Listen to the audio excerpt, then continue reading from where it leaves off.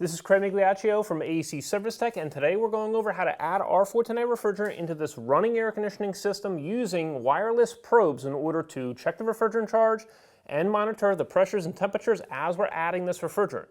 Now, before we get started, we've already measured the airflow going across this indoor coil during air conditioning mode, and so we've measured 788 CFMs with our induct hot wire anemometer. If you want to learn more about how to measure airflow, you can check out a video we have linked down in the description section below on that. We also have a video on the TEC TrueFlow grid in order to measure our airflow. And so we are good, so we're going to go ahead and connect our probes into the app. And so after you measure your airflow going across this coil during air conditioning mode, and you can do that with the outdoor disconnect off for this outdoor unit.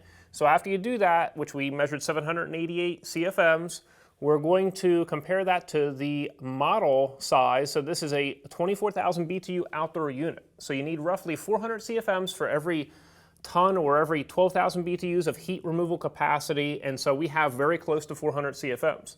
And so if you want to reduce the humidity inside the building, you could lower the indoor airflow down to say 375 or 350 if desired or if needed. But in this case, we are good. And so we're going to go ahead and get our wireless probe set up and go ahead and connect them in the app. Here we have our digital wireless psychrometers, so we can measure the indoor wet bulb temperature and the indoor dry bulb temperature in both the return and in the supply air ducts. And so here we have our pressure probes, and connected to them we have T's. And so on this port right here, we do not have a valve core in the end, but we could because there is a valve core depressor in this end, and then over here underneath of this cap we have a valve core. And so this will be where we would add our refrigerant into the system if it was low on refrigerant, if this T and probe were connected onto the suction side, which is the low pressure side of the system. And so we're just going to leave this cap on there just to be safe. I like to leave these T's on the probes before we even connect them in. And this T will be as if we needed to recover some refrigerant out of the system if this was connected onto the high side. Now over here we have our temperature clamps. And so on these you have to designate which ones you're going to be using them on. And so this one is a suction, so that will be our low temperature side. And here's our liquid one, and so this is pushed over to the right. And so that's our high temperature one. So what you're going to need is you're going to need your Job Link app on your mobile device, and so that's a free app that you can download in the App Store. And then we're going to go over to measurements. And so right here you can see, hey, link the tool, and so this tool says no tools are detected. And in reference to this one, we could connect a digital water column manometer, but we're not going to do that for this particular instance. We're just going to utilize these 6. And so we're just going to go back. And so air side, you see link tool. And so no tools are detected. And so once you do link these tools, they will automatically populate right in here the next time you use them. And so these probes are right next to each other. And so you see that they're measuring a fairly similar temperature. And so that's what you need. And so over here on the refrigerant side, we're going to go ahead and turn our pressure probes on. And then what we're going to do is we'll see that they have 0 psig on both sides. And so that's matching, that's good. You shouldn't be reading any pressure when you turn them on for the first time. Now, if these are not linked, you just simply go into that link tool and you turn your instrument on, and you can go ahead and see that tool by the serial number and then go ahead and select it. But in this case, once again, these have been linked before. And so you can see that our temperature on both clamps is very close, and they should be because they have been calibrated recently in 32-degree ice water. So now we have those in here. We technically should have nothing in here, right? But right now we do have 788 CFMs measured. We already did that. And so the system is in cooling mode, and you can see the capacity. It's going to try to calculate the capacity for the heat removal while the system is running. And so obviously the system is not running right now. We're going to go ahead and put our probes in place.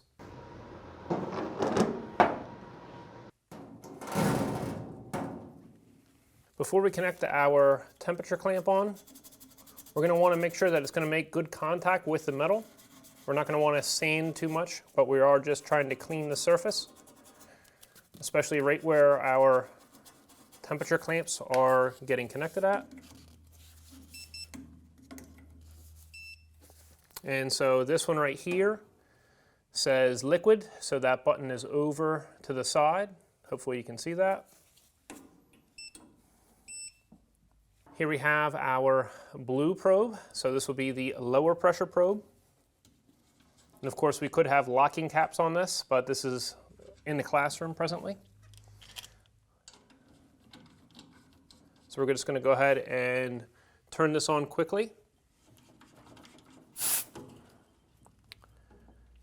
So you want to make sure that your rubber grommets are in good shape. You don't want the refrigerant leaking. Now here's the other thing. There could be, well there is, a little bit of air in here.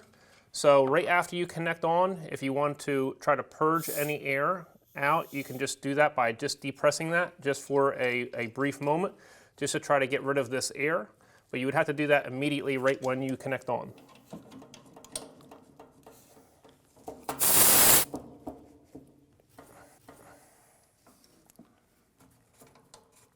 All right, so we're all snug, we're on, and so we're going to go ahead and turn this system on. Now, when we're running this system, basically what you're going to want to do is make sure that you have a saturated temperature on this side that's higher than, say, 32 degrees. And so we want to make sure that our refrigerant selected is R-410A. So on the rating plate right here, it says R-410A on this system. And so we're going to need to select that in order to determine what this temperature is right here, which presently it says suction side 201.3 psig, temperature 73.4. So we're going to go ahead and put that disconnect in.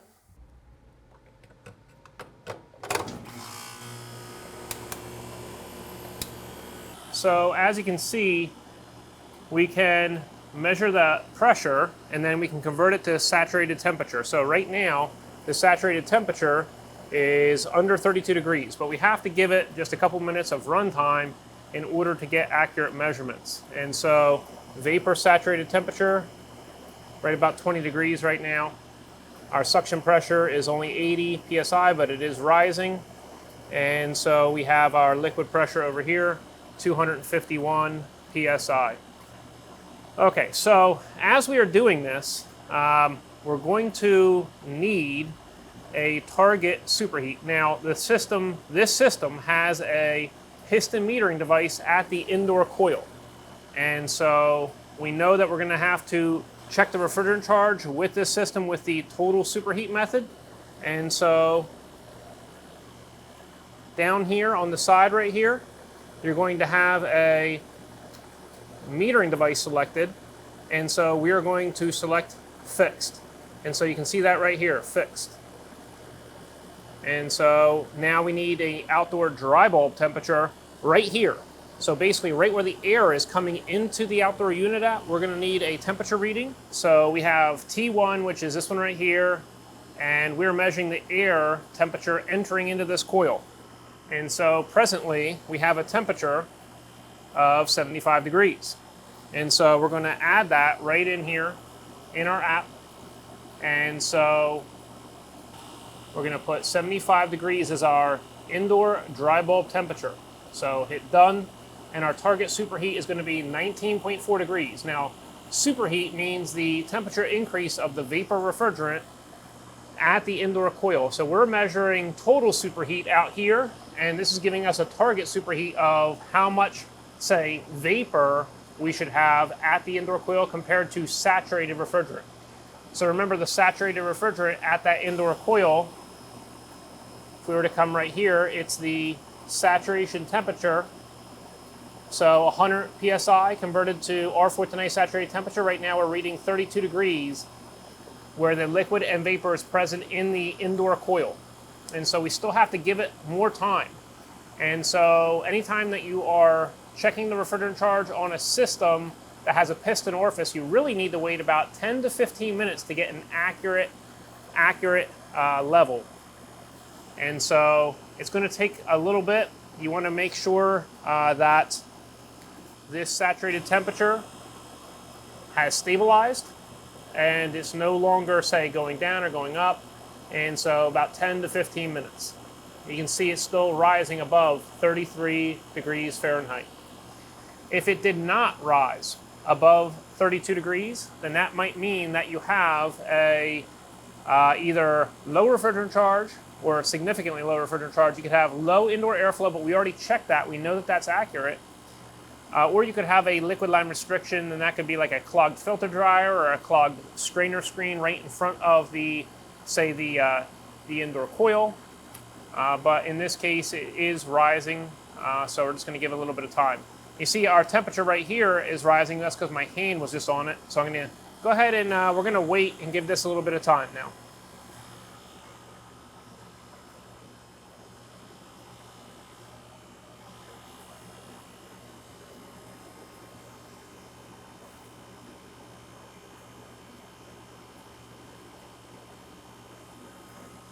So just to give you a rundown of what's going on here, our outdoor dry bulb temperature has changed, and so we're going to change that to 76 degrees.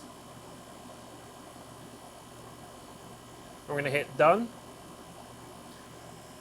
And so we have this set at fixed orifice, so we're using a total superheat table. Our target superheat is 17.9 degrees.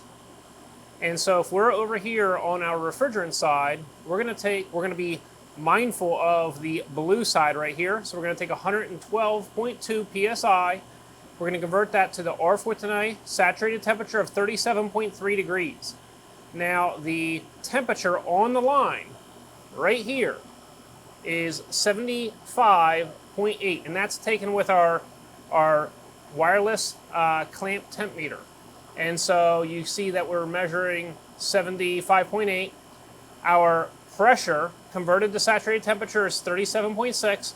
So to find the actual running superheat, you take 75.8 minus 37.6, and you're left with an actual superheat of 38.2 degrees. Now that is very high. So that is higher than our target, which is 17.7. And so that means we need to add refrigerant. There's another indicator over on this side, and that's that we have low subcooling. So if we take our liquid pressure, and that's 275.5 psi, we convert that to the saturated R-410A temperature on this liquid line. So we take this pressure and we convert it to saturated temperature, and we have 90 degrees in the middle of this outdoor coil, where the refrigerant is phase changing from vapor to fully liquid. And so it's 90 degrees there. Our temperature on the liquid line right here with our clamp temp meter, we're measuring 86.8. So you take 89.8 minus 86.8, and we're left with 3 degrees of subcooling. Subcooling is typically higher than that. It's usually at least 6 degrees or higher. And so what we need to do is we need to add refrigerant a little at a time to decrease the superheat and increase the subcooling. But really, the charging method for this system, since it has a fixed orifice, is the total superheat method. So we have to compare the target to the actual. So what we're going to do is we are going to connect a R-410A refrigerant bottle via a hose right over to this line, and we're going to add a little bit of refrigerant into this system. We're going to add it a little at a time because it's going to be in liquid form. So we want it to flash before it goes into that system. So now we're going to go ahead and turn our scale on. And so what I'm going to do is I'm going to zero this out after I add our refrigerant hose onto here. And it's very important for R-410A to be flipped upside down in this circumstance because this is a disposable bottle. And with a disposable bottle, you have to have it flipped upside down so only liquid comes out of the bottle. And so I'm going to go ahead and connect this in first right here. Now, what I'm going to do next is I'm going to close this manual low loss valve, and then I can go ahead and open up the refrigerant bottle. And what I want to do is I want to purge the air out of this hose.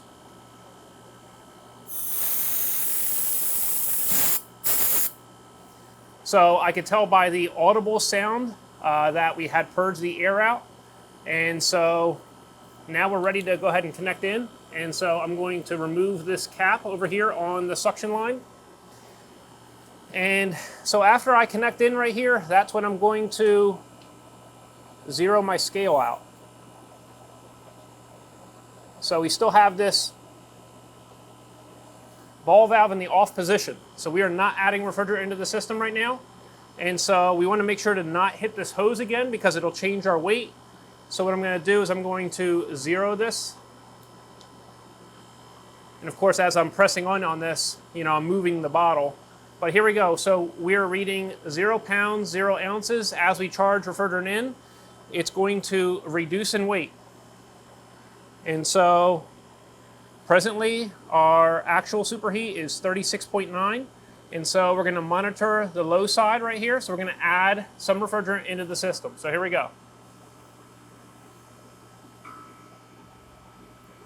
So you don't want to add a whole lot. You could hear there's a little bit of a compressor noise when I just added that in. So I'm going to do it even slower. And so that was only 1.2 ounces of refrigerant that went in. And so I'm going to add it just a little bit slower. So the object is to not slug the compressor with liquid refrigerant. And so if you do that, you're going to hear a noise. So you're going to hear an audible noise potentially, or you may not. But you don't want to damage the vapor compressor because it's only supposed to have vapor refrigerant entering in. And so you can see now we've added 2 ounces into the system. What I'm going to do is I'm going to let this sit for a little bit, and then we're going to monitor and see what our actual superheat is. Now you could use a charging manifold for this. You could also use a liquid vaporizer. So there's a little add-on that you could add right here or even here in order to help vaporize it into the system. Actual superheat has lowered, and so let's go ahead down. We see our target superheat is 17, and our actual superheat is 29.8. You see our subcooling has risen. And so what happens is the amount of liquid in this system has increased. So the liquid has made more passes in this coil, so there's an increased surface area of liquid refrigerant in here, and therefore there's a temperature drop in the liquid as it's flowing through the system. Likewise, in the indoor coil, more of the indoor coil was filled with saturated refrigerant with the phase change. That should be at about 42.2 degrees, as you can see right here. And so less of it is vapor at the top. And so after the refrigerant fully changes into a vapor, it then increases in temperature until where it comes out at the outdoor unit, you see we are reading 72.3 degrees on this clamp right here. So we have 42 degrees at the indoor coil. So we take the pressure, convert it to saturated temperature, and that tells us the saturated temperature at the indoor coil. And then to determine our actual running superheat, we take our temperature in the line minus the saturated temperature, and that's where we come up with 30.6 degrees of actual superheat. And so we're still a little high. We're going to need to add a little bit more refrigerant to the system.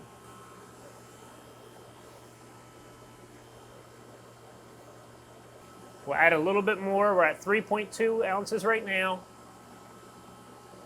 3.3 ounces. So let's go ahead and give it a little bit of time. So presently, we read a saturated temperature of 43.4 degrees. So we take that 126 or 125 psi, convert it to the saturated temperature for R-410A, and we have 43 degrees as a saturated temperature in the middle of the indoor coil. Our temperature on the vapor line, the large vapor line at the outdoor unit, is 69.6. So that's right here. 69.6 minus 43.3 degrees saturated temperature, and we have a running total superheat presently of 26 degrees. But we just added refrigerant into the system, so we want to go ahead and let it cycle through for a sec in order to see if it continues to lower or rise. And so our target is still 16.9. So it's important to know that in order to determine what your target superheat is, if you don't have, say, wireless psychrometers like we have here, so at the indoor coil, so right before the indoor coil, we need to have a wet bulb temperature. And you can see our probe is right there in our return. And so we have a wet bulb temperature of 63.8 degrees. And then we have a temperature at the outdoor coil of 76 degrees. And so we can take that on a target superheat chart And if you don't have the automatic calculations, you could utilize a chart like this. You could use a target superheat such as like these right here on these polystyrene quick reference cards. So these are available at acservicetech.com and also on Amazon. And so you can just line up your indoor wet bulb temperature and your outdoor dry bulb temperature and determine what your target superheat is. Now these wireless probes are doing that automatically right here with that outdoor dry bulb temperature of 76 degrees and our indoor wet bulb temperature of 63.5. And so we're left with a target superheat of 16 degrees. And so you see that our actual superheat has fallen a little bit. So we're at 24.4. So we take 24.4 degrees actual superheat minus 16.9. And so we have right around, say, 7.5 degrees of superheat too much at the indoor coil. So we want to decrease the amount of vapor. So we want to decrease the amount of vapor at the indoor coil and increase the amount of saturated refrigerant at the indoor coil. And so the saturated refrigerant is at 43 degrees right now at the indoor coil. And so we want more of that refrigerant that's 43 degrees and less of the refrigerant that is closer to, say, 67.9 degrees at that indoor coil, because it's going to absorb more heat, right? So that's what we're doing. And so we're going to add a little bit more refrigerant. This system is not going to need a whole lot of refrigerant. And if you look up here at the rating plate, it says a factory charge of 3.73 pounds of R-410A refrigerant. We have a short line set run, and so just a few ounces is going to make a big difference. You saw that we had close to 40 degrees of actual superheat before with a very low subcooling, and now we have a higher subcooling and a lower superheat. So now let's take a look at the liquid line. We see 288.1 psi. We convert that to the saturated temperature of the R-410A in the middle of this coil, and we have 93 degrees. So let's check the subcooling. We're having right around 6.1 degrees of subcooling, and so the pressure over here, which is 288.5 psi, we convert that to the saturated temperature, and we have 93.4 degrees as the saturated temperature in the middle of this outdoor coil. As the refrigerant is passing through and exiting and coming out and heading to the indoor unit, the temperature is 87 degrees with this temperature clamp. So we take 93.4 minus 87.2, and we have a actual subcooling of 6.2 degrees. So that has risen, right? And so that's good. Our actual superheat has lowered now down to 22.9. So our temperature, 66.6 degrees minus the saturated temperature here of 43.6, and we're left with 23 degrees actual superheat. We're going to add a little bit more refrigerant.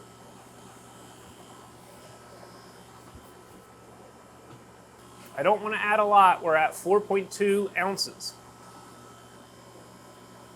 You see our subcooling has risen because we added more refrigerant into the system, so that means there's more liquid down here passing through this coil, and there's more refrigerant at that indoor coil in order to absorb the heat, more saturated refrigerant. As the system runs, our indoor wet bulb temperature should lower. We're at 63.7 degrees. Our outdoor dry bulb is typically going to stay right about where it was before, and that's at 76 degrees. And we can line that up on our target superheat chart on our quick reference cards or right here through the app. And we have a target superheat of 17 degrees. We're getting very close now. Our actual superheat is 20.7, our target is 17, and we need to get within plus or minus, say, 2 degrees of our target. So we're getting very, very close now. We'll add just a little bit more refrigerant. 4.4 ounces. Our subcooling has risen to 7.2, 7.3. Actual superheat's at about 20. Target's at 17. If anything, you know, I might be right about 17, maybe 16 degrees of our superheat over here. I'm going to add just a little bit more. All right, I'm going to let that sit for a little bit, and then we're going to come back and check this measurement again. Let's give it a little bit of time for the refrigerant to cycle through.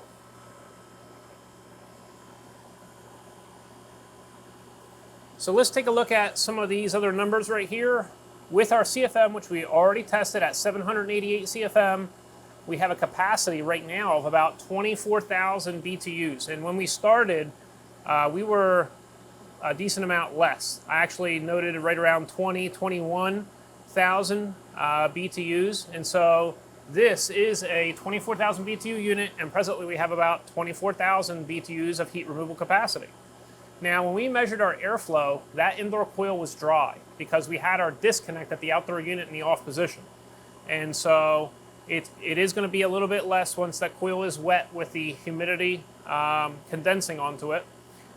You see we have a delta T, which is a temperature decrease across the indoor coil of 22 degrees.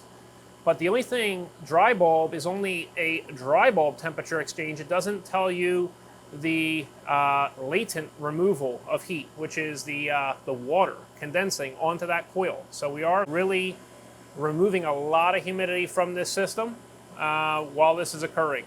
So if the indoor humidity is high, your delta T will be less. If your indoor wet bulb temperature is lower, meaning it's less humid, then you're going to have a higher delta T. And so presently we have an actual superheat of 18 degrees, 18.8. So this is what I'm going to tell you now. So we're at 4.8, right?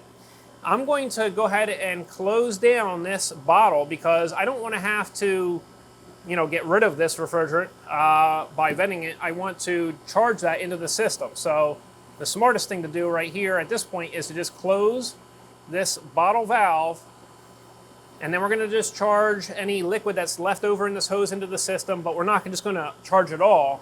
We're still going to check the superheat as we're doing it.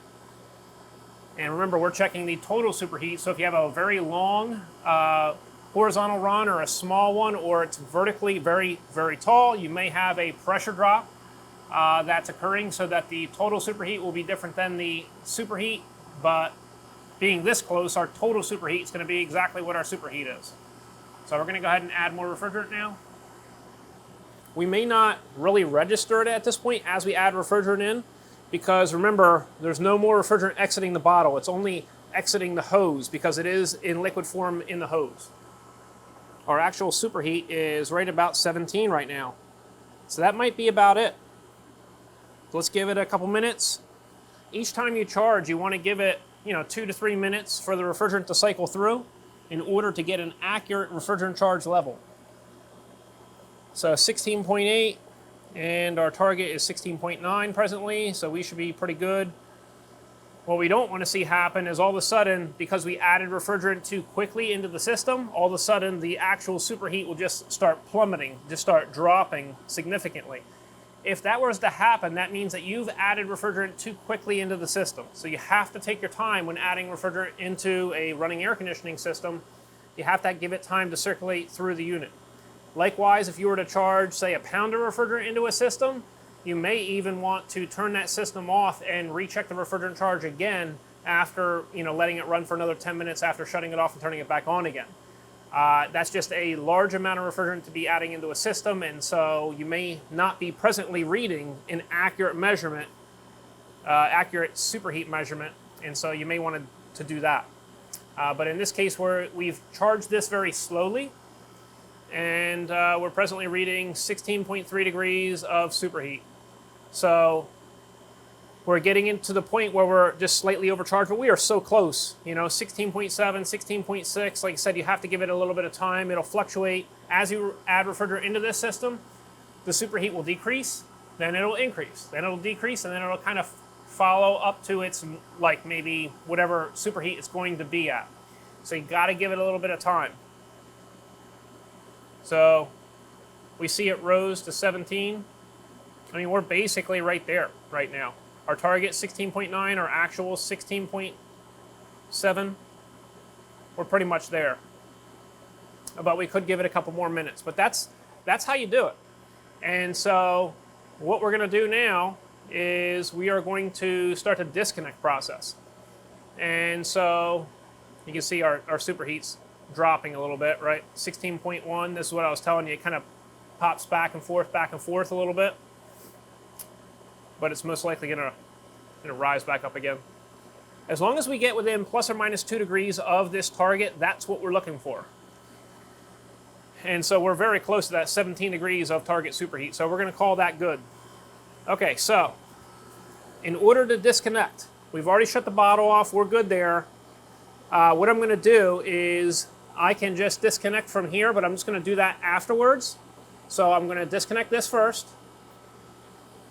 Then I'm going to go ahead and disconnect our low pressure side. So I'm just going to disconnect the whole thing right here because there's a valve port in the port. If this is a different type of service valve, you need to, like a 3-position service valve, you would need to backseat that beforehand. But in this case, you don't touch this service valve cap. You would just be connecting at the port. So let's go ahead and disconnect. And so right here, now what we're going to do is we're going to vent basically just this vapor refrigerant. Since we can't recover it, we can't add that into the system. It is now just in vapor form basically. And so you want to avoid just having liquid in this hose after you're done refrigerant charging. So sometimes you want to go ahead and close that bottle down ahead of time to try to charge this remaining liquid refrigerant into that system.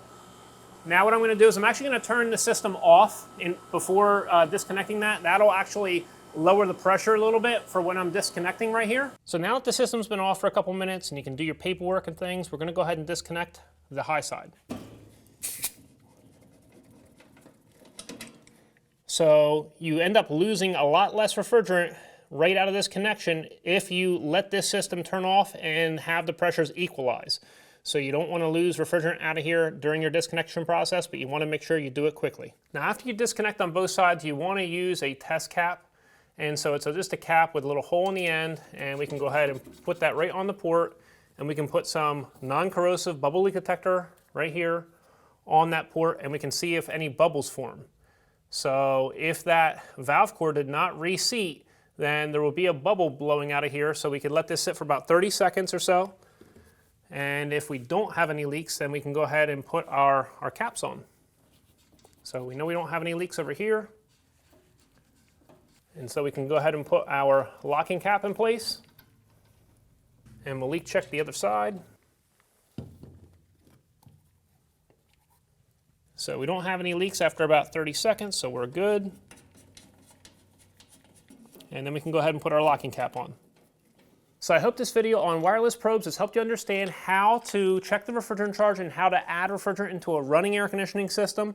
And if you're having airflow problems like right at the beginning there, you could use those induct manometers as well. So these right here with the static pressure tip, you can use those to troubleshoot, are you having a problem on the return side or on the supply side? And so we have other videos on that in the description section below, but you can put those in the same holes that you would have put the digital psychrometer. So one in the return and one in the supply close to the indoor unit. You can use these duct plugs in order to cover those holes when you're all done. And if you're looking for our quick reference cards, we have those available over on Amazon and at acservicetech.com. If you're looking to learn more about refrigerant charging, make sure to check out our Refrigerant Charging and Service Procedures for Air Conditioning book. So we go over all the basics and also troubleshooting tips if there's a problem.